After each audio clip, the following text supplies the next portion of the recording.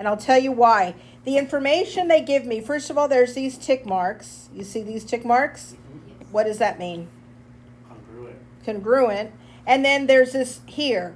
So whenever I see a problem where it gives me information, I start where the number is.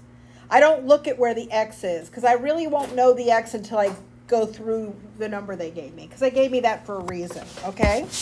So if I look right here at the 118, those two angles right here add up to what? If they're on a straight line. So this angle here is 62. And yesterday we learned that if these two sides are equal, these two angles are equal. So how much is this angle here? 62, right? Well, if I know those two are 62, can you find this angle here? Everybody find it and raise your hand when you have it. 180 minus 62 minus the other 62, and you get the 56. Now, if I know that these two angles here add up to 90, I know that this guy here is a 34. Everybody get that? I know that this triangle here is also a isosceles, right? When I just did the green tick marks over there. So I know that these angles here are equal.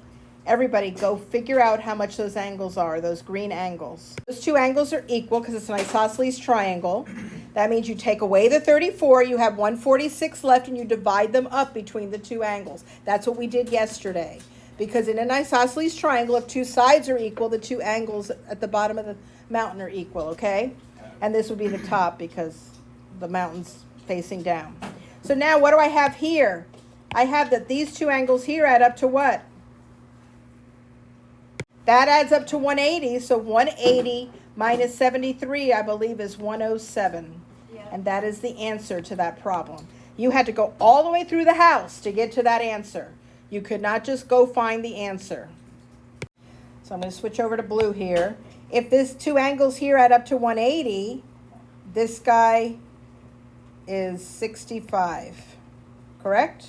If that's 65, we know that these two angles are equal because these two sides are equal. So this is 65.